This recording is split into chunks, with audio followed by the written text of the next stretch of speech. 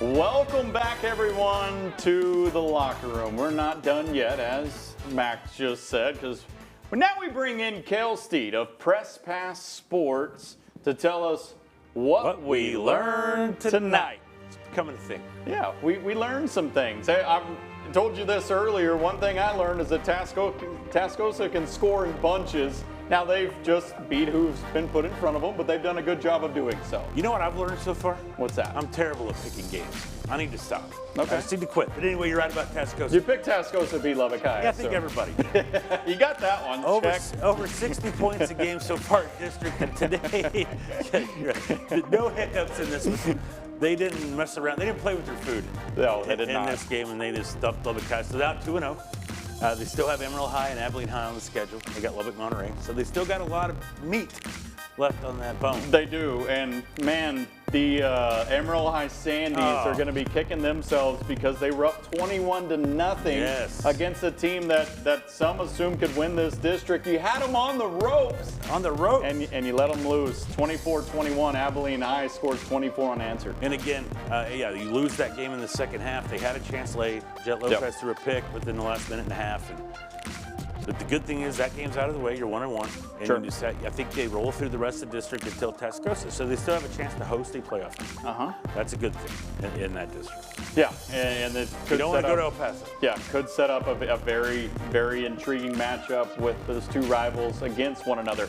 Amarillo ISD, Caprock was off. But let's talk about the Palo Duro Dons. Team one of of the the night, biggest, one of the biggest wins for the teams in our area tonight. We worried about them going on the road. They hadn't left Amarillo all year, and they said, hey, what are you worried about? You know, last week they saw Memorial loss. They saw Cooper loss. So what was going to happen with Palo Duro? Boy, they showed us. I talked to Matt Stepp tonight from Dave Campbell's Texas Football, and even he said, man, they have to be legit. They put the state on notice going to going to Memorial.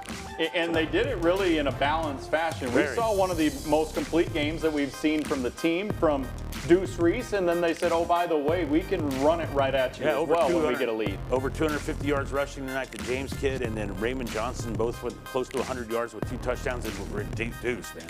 223, 4 touchdowns. But what they did the most, Clint, is the defense, man. 222 yards is all they allowed. Against a Memorial team that can score in bunches, and held them to low scoring and low yards. And again, I would just sum it up like this: a complete team win for the Palo Duro Dons, and a big one at that. Corn Davis was at a lopsided victory. Dalhart looks really good right now. Yeah, they are. They're the forgotten team in the Texas Panhandle because one, they're geographically located. And then 2, Bushland. They're always known with Bushland and Shallow Water. But right now, I mean, Corn saw them, man. This team, this Whitaker kid, he looked like they got him out of the transfer portal. I mean, that dude's a beast. And then Hunter Tressler is just getting better by the week. They're playing with a lot of confidence, and I think they're a team that's going to compete in 1-3A Division I. And Bushland hasn't looked exactly dominant like they have in years past. Now they had a big win on the road, but Shallow Water put up a statement in that district with their win over Canadian. Big win. Childress goes on the road, and they pick up a big win against Stratford. Yeah, behind the run game. Lucian Davis, 166 on the ground, 3 touchdowns. Big win. A lot of us penciled Stratford, myself included, so I was wrong. Childress, big win at ELC Sam Bass Stadium.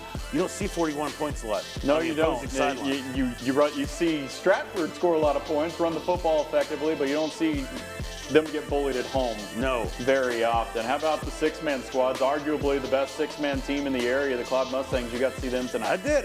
They have a stable of backs. You like the Mustang stable? Okay. Trapper Godfrey. Yes. The dude can go. 4 touchdowns in the first quarter. This Holden Tice kid's really good. They're 5-1, probably the best start in their 6-man lifespan. Yeah, sure. And they go to Booker next week, so we'll have to see how they do. That's a great district. Booker, Boys Ranch, Claude.